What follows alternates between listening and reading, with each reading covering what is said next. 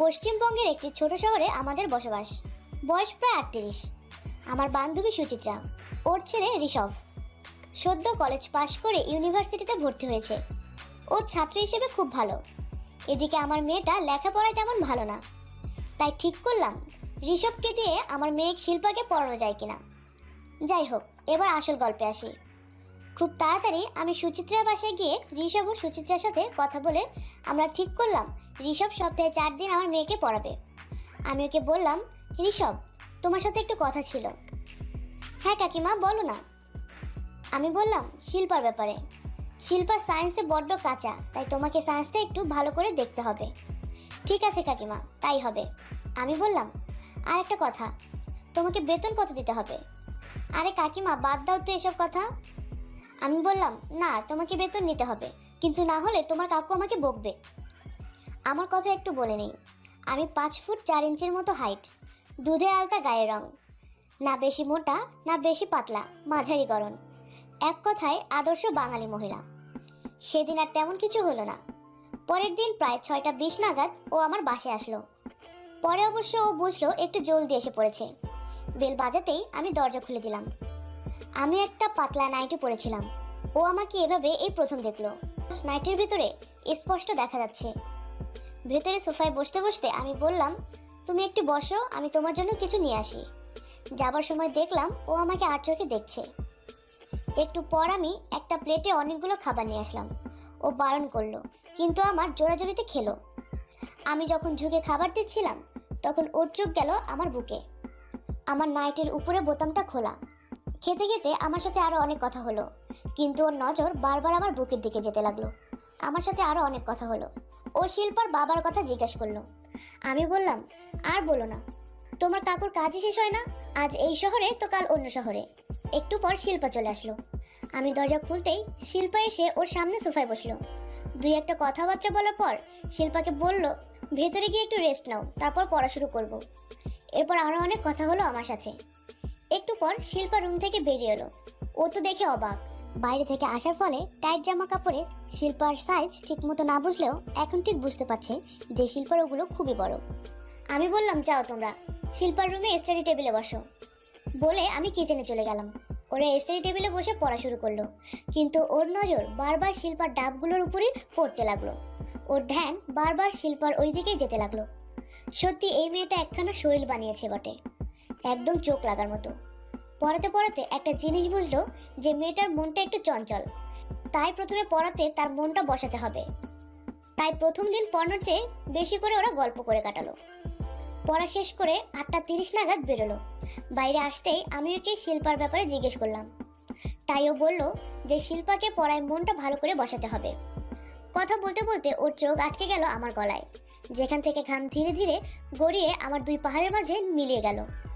এখানে বেশিক্ষণ থাকলে ওর অবস্থা খারাপ হয়ে যাবে, তাই ও আমাকে বলে বেরিয়ে পড়লো।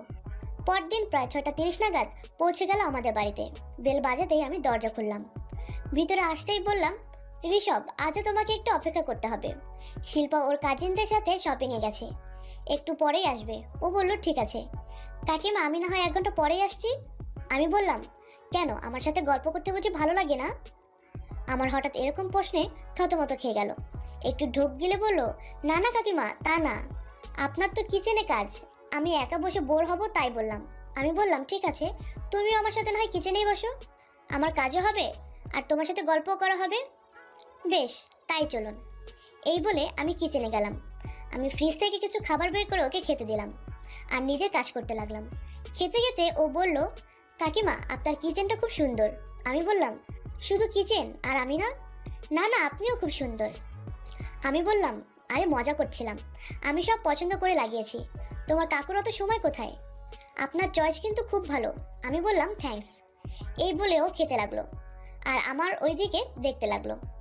আমিও মাঝে মাঝে ওর দিকে তাকাচ্ছিলাম, তাই বুঝতে পারছিলাম যে ও আমার ওই দিকটা দেখছে, কিন্তু কিছু বললাম না।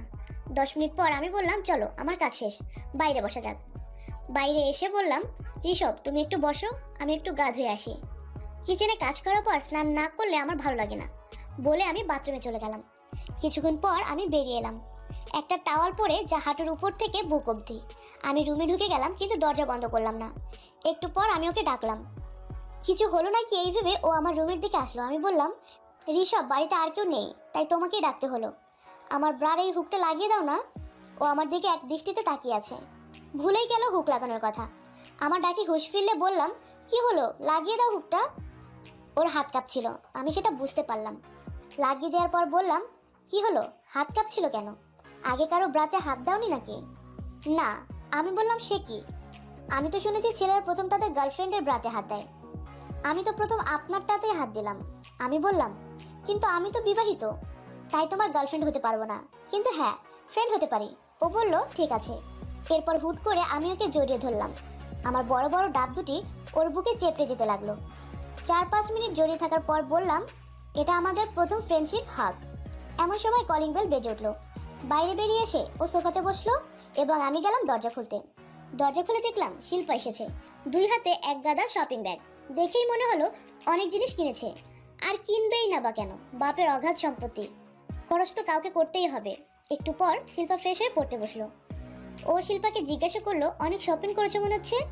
শিল্পা বলল, হ্যাঁ কিনতে কিনতে কিনে ফেললাম। আচ্ছা চলো শুরু করা যাক। এমনিতেই একটু দেরি হয়ে গেল। ওরা পড়া শুরু করলো। কিছুক্ষণ পর আমি গিয়ে বললাম, আমি একটু সামনের মার্কেটে যাব, তাই তোমার কিছু দরকার হলে শিল্পাকে বলো। কাকিমা, আপনি একদম চিন্তা করবেন না, আমার কিছু লাগবে না। তাছাড়া শিল্পা তো আছেই, আপনি নিশ্চিন্তে যান। এরপর আমি বেরিয়ে গেলাম। এরপরে শিল্পা উঠে গিয়ে একটা শপিং ব্যাগ হাতে নিয়ে আসলো। এসেই ঋষভকে জিজ্ঞাসা করলো, তোমার কোমরের সাইজ কত? শিল্পার এই ধরনের প্রশ্নে ও একটু অবাক হলো, তাও স্বাভাবিকভাবেই বলল 30। তারপর শিল্পা শপিং ব্যাগটা ধরিয়ে দিয়ে বলল, দেখো তো এটা তোমার হয় কিনা। ও বলল, আরে শিল্পা, এর কি দরকার ছিল? তাছাড়া আমি তোমার কাছ থেকে এসব নিতে পারবো না। শিল্পা বলল, কেন? তুমি আমাকে পড়াও, তার বদলে আমি এতটুকু দিতে পারি না? তাছাড়া আমি সবার জন্য কিছু না কিছু এনেছি, তা তোমার জন্য কিছু আনবো না, এটা কি হয়? ও নানা করলো। শিল্পা জোর করে শপিং ব্যাগটা ওর ব্যাগে ঢুকিয়ে দিল। এই প্রথম শিল্পার সম্বন্ধে ওর ধারণা একটু চেঞ্জ হলো। বুঝলো মেয়েটা বড় লোকের মেয়ে হলেও নেহাতি স্বার্থপর নয়, মেয়েটার মধ্যে একটা সরলতা আছে। শিল্পা একটু সামনে ঝুঁকে অঙ্ক করতে লাগলো, আর ও দেখতে লাগলো শিল্পার বুক। বড় বড় ডাবগুলোর স্বাদ নিতে চাইছে হয়তো। ও হয়তো এখনো শিল্পাকে করার কোনো স্বপ্ন দেখছে না, কিন্তু এটা সত্যি যে শিল্পার রূপ ওকে বারবার আকর্ষণ করছে। যাই হোক, একটু পর শিল্পাকে সব পড়া দেখিয়ে দিয়ে ও বেরিয়ে যাবে, তখন শিল্পা বলে উঠলো, তোমার ফোন নাম্বারটা আমাকে দিয়ে যাও, কোনো দরকার হলে আমি ফোন করে নেব। ও ফোন নাম্বারটা সেভ করে দিয়ে বেরিয়ে পড়লো। রাস্তায় ওর সাথে আমার দেখা। বললাম, ঋষভ, তোমার ফোন নাম্বারটা আমাকে দিয়ে যাও, কোনো দরকার হলে তোমাকে ফোন করলেই হবে। ও নম্বরটা দিল। আমি জিজ্ঞাসা করলাম, তুমি হোয়াটসঅ্যাপ ব্যবহার করো তো? করি, কিন্তু কম, খুব বেশি সময় পাই না তো। দ্বিতীয় পর্ব শোনাবো। আমি বললাম, যারা প্রথম পর্ব শোনেননি তারা চ্যানেলে ঢুকে শুনে নেবেন। সেদিন রাস্তায় ঋষভের সাথে কথা বলে ওখান থেকে চলে এলাম। বাড়ি পৌঁছে যথারীতি খাবার খেয়ে 11টার দিকে শুয়ে গেলাম। শুয়ে শুয়ে ওকে মেসেজ দিলাম। আমার কোনো প্রোফাইল পিকচার দেয়া ছিল না, তাই জিজ্ঞাসা করলো, কে? আমি মেসেজ দিলাম, আমি তোমার গার্লফ্রেন্ড। ও ভাবতে লাগলো এটা আবার কে। তখনই মনে পড়লো আমার কথা। ও বুঝলো এটা আমি ছাড়া আর কেউ নয়, তাই বলল, প্রোফাইলে পিকচার লাগাওনি কেন? আমি বললাম, ছিল, এইমাত্র পরিবর্তন করলাম, ভাবলাম দেখে চিনতে পারো কিনা। পিকচার না দিলে কি করে চিনবো? আমি বললাম, দাঁড়াও দিতেছি। এই বলে আমি একটা ছবি পাঠালাম। ছবিটা দেখে ওর মাথা ঘুরে গেল। একটা হাঁটু অব্দি পাতলা স্লিভলেস নাইটি, যার মধ্যে দিয়ে অর্ধেক দেখা যাচ্ছে। ও বুঝতে পারছিল আমি কি চাইছি, তবুও বলল, খুব সুন্দর লাগছে। আমি বললাম, শুধু সুন্দর? আপনি আমার কাকিমা হন, আপনাকে এর বেশি আর কি বলতে পারি? আমি বললাম, যদি কাকিমা না হয়ে সত্যিকারের গার্লফ্রেন্ড হতাম তো কি বলতে? তাহলে বলতাম তুমি আমার দেখা সবচেয়ে সেক্সি মহিলা। আমি বললাম, সত্যি? হ্যাঁ। এবার আমি বললাম, তোমার তো কোনো গার্লফ্রেন্ড নেই, তাহলে মনে করো না আমি তোমার গার্লফ্রেন্ড? এ আপনি কি বলছেন কাকিমা? আমি বললাম, সত্যি বলছি, আমার তোমাকে খুব ভালো লাগে, তাই বলছি, করবে আমাকে তোমার গার্লফ্রেন্ড? ও খুঁজে পাচ্ছিল না কি বলবে, তাই আমি ভিডিও কল দিলাম। কল ধরতেই আমি বললাম, কি হলো, এত কি ভাবছো? তোমাকে তো বিয়ে করতে বলছি না, শুধু আমাকে তোমার গার্লফ্রেন্ড বানাতে বলছি। আর আমার বয়স 38 হলেও দেখতে খুব একটা খারাপ নই। না না কাকিমা, তা না। কাকিমা, আমার যে আপনাকে পছন্দ নয় তা না, কিন্তু। আমি বললাম, কিন্তু কি? মানে শিল্পা যদি জানতে পারে? আমি বললাম, কি করে জানবে? আমরা কি কাউকে বলতে যাব নাকি? আপনি আমার ছাত্রীর মা, আপনার সাথে কি করে? আমি আর জোর না করে বললাম, আচ্ছা ঠিক আছে, এখন ঘুমিয়ে পড়ো, কাল কথা হবে। সকালে ব্রেকফাস্ট করে রুমে এসে ওকে ফোন করলাম। ধরতেই বললাম, ব্যস্ত আছো নাকি? না না বলো। আমি বললাম, কি করছো? এই জাস্ট ব্রেকফাস্ট করলাম। আমি বললাম, এরপর কি করবে? তেমন কিছু না, দেখি। আমি বললাম, ও মানে ফাঁকাই আছো? হ্যাঁ। আমি বললাম, একটু দেখা করতে পারবে? ঠিক আছে, আমি আপনার বাড়িতে আসছি। আমি বললাম, না না, তোমাকে বাড়িতে আসতে হবে না। এক কাজ করো, তুমি বিগ বাজারের সামনে বাস স্টপে এসো 10:30টায়। ঠিক আছে কাকিমা। ও বাস স্টপে 10:20 নাগাদ পৌঁছে গেল। একটু পর আমি একটা গাড়ি নিয়ে সামনে এসে দাঁড়ালাম। গাড়ির কাজটা নামাতেই ও দেখলো আমি ইশারায় গাড়িতে বসতে বললাম। আমি নিজে ড্রাইভ করছি দেখে জিজ্ঞাসা করলো, আপনি ড্রাইভ করতে জানেন? আমি বললাম, জানি, কিন্তু করি না, খুব কম। গাড়ি চলতে শুরু করলো। প্রায় 30 মিনিট পর আমরা শহরের অন্য প্রান্তে চলে এসেছি। একটু পর গাড়িটা একটা বিশাল বাংলোর ভিতর ঢুকলো। আমাকে জিজ্ঞাসা করে বললাম, এটা আমাদেরই বাংলো। বাংলোর ভিতরে গাড়ি থেকে নেমে বললাম, এসো। বাংলোর ভিতরে অনেক রুম, তার মধ্যে একটাই ঢুকলাম, পিছু পিছু ঋষভও। রুমে ঢুকে দুজনেই বিছানায় বসলাম। বললাম, ঋষভ, বাড়িতে বা ফোনে তোমার সাথে ঠিকমতো কথা হতো না, তাই তোমায় এখানে নিয়ে এলাম। তো কি ভাবলে? কি নিয়ে? আমি বললাম, আমাদের দুজনের সম্পর্কটা নিয়ে। কিছু বুঝতে পারছি না কাকিমা।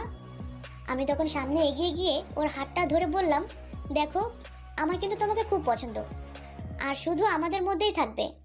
সবার সামনে আমাদের সম্পর্কটা আগের মতোই থাকবে। শুধু আমরা যখন একা থাকবো তখন আমি শুধু তোমার হয়ে থাকতে চাই। বলো, তুমি কি আমাকে তোমার গার্লফ্রেন্ড বানাবে? আচ্ছা কাকিমা, একটা প্রশ্ন জিজ্ঞাসা করব? আমি বললাম, বলো। কাকে কি তোমাকে সুখ দেয় না? আমি বললাম, পাখি সব সুখই দিয়েছে, শুধু শারীরিক সুখ ছাড়া। তোমার কাকুর আর আমার বয়সের পার্থক্য প্রায় 10 বছর, আর উনি বেশিরভাগ সময় ব্যবসার কাজে ব্যস্ত থাকে। আমি কি চাই সেটা জানতে পেরে ও সাহস বেড়ে গেল। বলল, বলো কি রকমের গার্লফ্রেন্ড হতে চাও? আমি বললাম, কি রকম মানে? যেমন গার্লফ্রেন্ড হয় সেরকম। দেখো, তখন কিন্তু বলো না যে দুষ্টুমি করছি। আমি বললাম, আমি কি বারণ করেছি? এই বলে আমি ঠোঁট দুটো পুড়ে দিলাম ওর মুখের ভিতর। তখন আমার আর হুঁশ নেই, আমি কি করছি। ঋষভও আমার সাথে তাল মিলাচ্ছে। প্রায় 6 থেকে 7 মিনিট পর একে অপরকে ছাড়লাম। আমি বললাম, কি সুন্দর কিস করলে। আজ এখানে আমাদের ফুলসজ্জা হবে। আজ সারাদিন আমি তোমার সাথে এখানে কাটাতে চাই। ফুলসজ্জা? ফুলসজ্জা তো বউয়ের সাথে হয়। আমি বললাম, আজ থেকে আমি তোমার অলিখিত বউ আর তুমি আমার স্বামী। এটা শুনেও ঝাঁপিয়ে পড়লো আমার ঠোঁটের উপর, কিন্তু আমি বাধা দিয়ে বললাম, হয়েছে, সরো। ও বলল, কি হলো? আমি বললাম, এইসব পরে হবে, বেশিক্ষণ থাকা যাবে না, চলো চেঞ্জ করে নাও, আর আমি কিছু খাবারের ব্যবস্থা করি, ফিরতে তো বিকেল হবে। ও ভেবে দেখলো আমি কথাটা মন্দ বলিনি। এরপর আমি উপর তলায় চলে গেলাম। একটু পর আমি ফিরে আসলাম। ও আমার দিকে হাঁ করে তাকিয়ে আছে। একটা পাতলা ফিনফিনে স্লিভলেস নাইটি পরে এসেছি, যার মধ্যে দিয়ে আমার ডাব দুটো স্পষ্ট বোঝা যাচ্ছে। আমি ওকে বললাম, এই নাও, এইগুলো পরে নাও, বলে একটা ব্যাগ দিলাম। ব্যাগে একটা হাফ প্যান্ট আর একটা টি শার্ট। এরপর আমি চলে গেলাম কিচেনে। ও টি শার্ট আর প্যান্ট পরে একা একা বাইরে বেরিয়ে বাড়িটা দেখতে লাগলো। কিছুক্ষণ পর কিচেনে আমাকে দেখে ঢুকে পড়লো। আমি তখন খাবার বানাচ্ছি। ও আমার পেছনে দাঁড়ালো আর আমাকে দেখতে লাগলো। একসময় আমাকে পেছন থেকে জড়িয়ে ধরলো। আমি বললাম, কি হলো, চলে এলে যে? একা একা বোর হচ্ছি, তাছাড়া আমার সুন্দর গার্লফ্রেন্ডটা একা একা কাজ করবে আর আমি বসে থাকবো, তাই চলে এলাম। এই বলেও আমাকে আরো শক্ত করে জড়িয়ে ধরলো আর হাত দুটো ধীরে ধীরে আমার পেটের উপর বুলাতে লাগলো। আমি বারণ করছি না দেখে হাত দুটো ধীরে ধীরে উপরে উঠাতে লাগলো। তখন আমি বললাম, চলো আগে কিছু খেয়ে নাও, তারপর যা করার করো। এরপর আমরা ডাইনিং টেবিলে এসে খেতে বসলাম। ও আমাকে টেনে ওর কোলে বসালো। আমি বললাম, এটা কি হলো? জানো না, গার্লফ্রেন্ডের জায়গা সবসময় বয়ফ্রেন্ডের কোলে, তাছাড়া আমি খেতে পারবো না, তুমি আমাকে খাইয়ে দাও। আমি কিছু না বলে একটা প্লেট হাতে নিয়ে ওকে খাওয়াতে লাগলাম, আর সাথে সাথে আমিও খাচ্ছি। এইভাবে খাওয়া শেষ হলো। আমি কিচেনে গেলাম আর ওকে রুমে যেতে বললাম। একটু পর আমি এসে বললাম, চলো উপরের রুমে। ও আমার পিছু পিছু আসলো। আমরা একটা রুমে ঢুকলাম। আমি বললাম, এটা আজ থেকে আমাদের বেডরুম। ও বলল, তাই নাকি? তবে এসো, আজ নতুন করে বউর সাথে ফুলসজ্জাটা সেরে নিই। এই বলে ও আমাকে দেওয়ালের সাথে চেপে ধরে কিস করতে লাগলো। আমি বললাম, আহারে আমার সোনাটা দুধ খাবে, তাই তর্স হচ্ছে না। এই বলে আমি ওকে বিছানায় নিয়ে গেলাম। বললাম, ঋষভ, 3-4 বছর ধরে কেউ আমাকে আদর করে না। কেন, কাকু করে না? আমি বললাম, বাদ দাও তোর কথা, ব্যবসা ছাড়া আর কিছু বুঝলে তো? তাই আজ থেকে আমার সব চাহিদা পূরণ করার দায়িত্ব আমার এই বয়ফ্রেন্ডের। ওকে জিজ্ঞাসা করলাম, তোমাকে আমার পছন্দ হয়েছে? খুব। তুমি আমার বউ হলে এতটুকুও তোমাকে একা ছাড়তাম না। আমি বললাম, তাই নাকি? তাহলে বলো তোমার কাকুকে ডিভোর্স দিয়ে দেই, তারপর তোমাকে বিয়ে করে নি। ও বলল, করবে নাকি? আমার কোনো অসুবিধা নেই, তবে একটা সন্দেহ আছে। আমি বললাম, কি সন্দেহ? বিয়ের পর তুমি মাকে প্রণাম করবে না মা তোমাকে প্রণাম করবে? আমি বললাম, হয়েছে, আর ফালতু না বকে আমাকে একটু সুখ দাও না গো সোনা। কাকিমা এমনভাবে বললে কিন্তু সত্যি তোমাকে ভালোবেসে ফেলবো আর বিয়েও করে নেব। আমি বললাম, যদি বিয়ে করতে চাও তো আমার মতো বুড়িকে না করে আমার মেয়েকে করো, বউয়ের সাথে শাশুড়ি ফ্রি। কি বলছো? শিল্পা আমার থেকে ছোট। আমি বললাম, কোথায় ছোট? বাদ দাও, এখন আমাকে সুখ দাও সোনা।